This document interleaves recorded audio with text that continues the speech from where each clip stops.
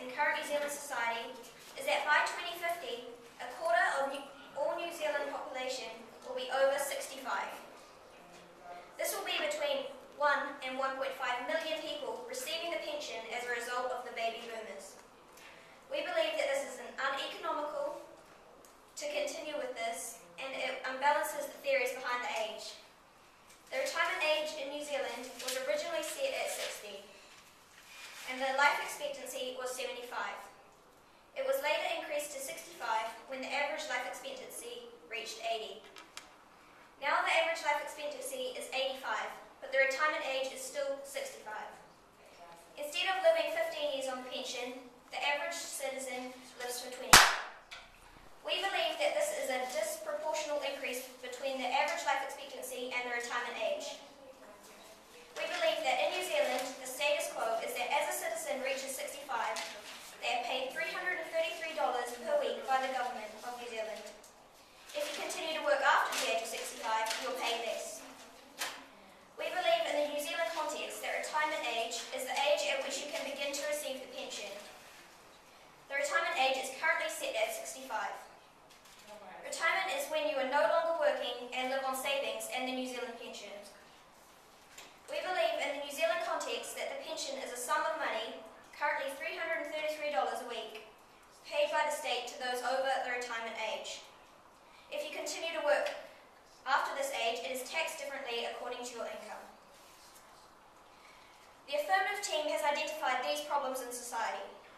We believe that an unfair amount of resources is being and will continue to be in the coming years given to the older population. We believe that to solve this problem, we should increase the current retirement age from 65 to 70 years old. We believe that imposing this model will solve these problems and lead to more benefits, which we will discuss with you later today. Today, the affirming team will split our point as follows. I will discuss the economic benefits of raising the current retirement age and how imposing our model will solve these problems. Our second speaker, Hannah, will discuss the social effects and the personal effects on retirees. And I will conclude our argument in the leader's reply. My first substantive point today is that about the economic impacts of the current retirement age. By 2050, 1/4 of New Zealand's population, which may be between 1 and 1.5 million people, will be over the age of 65. The state will pay $333 per week, so $17,300 per year, which is around 40% of the minimum wage to these retired people.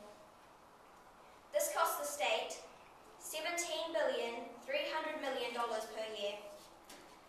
And this costs the states every 20 years $346,320,000,000.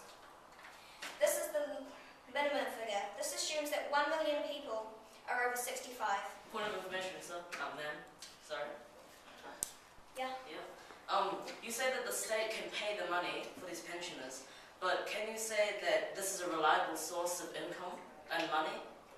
For financially speaking, can you say that this will keep coming as revenue? Because what if there's a recession? What if something unexpected happens? How can you change that? Thank you for bringing that up, and I'm just going to bring that up in just a minute. Thanks.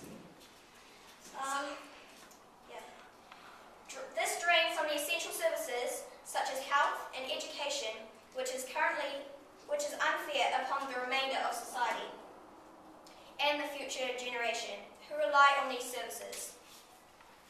This drain of resources will result in the future generation being less educated than the previous one because the valuable education funds will be put towards pension schemes rather than towards our future.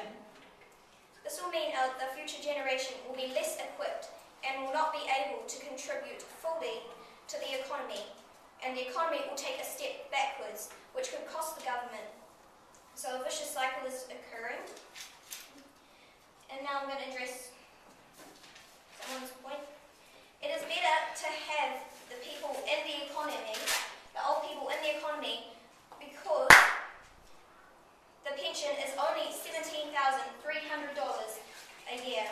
The pensioners only receive 1/4 of the minimum wage, to spend on the non-essentials, so they do not have enough money to spend on the luxuries of life. If we increase the retirement age to 70, the state will save $86,500 million every 5 years, and will save $100 billion every 20 years, which could be used on other areas of society like education and health, and investing in our future as an economy. Ladies and gentlemen, today I have introduced to you the first 2 points of the affirmative team's argument of why we feel the retirement age should be raised to 70. Because that the state cannot afford to keep paying these pensioners their pension because... Today I showed you how the current retirement age creates economic problems in society and how increasing the retirement age will counter these problems.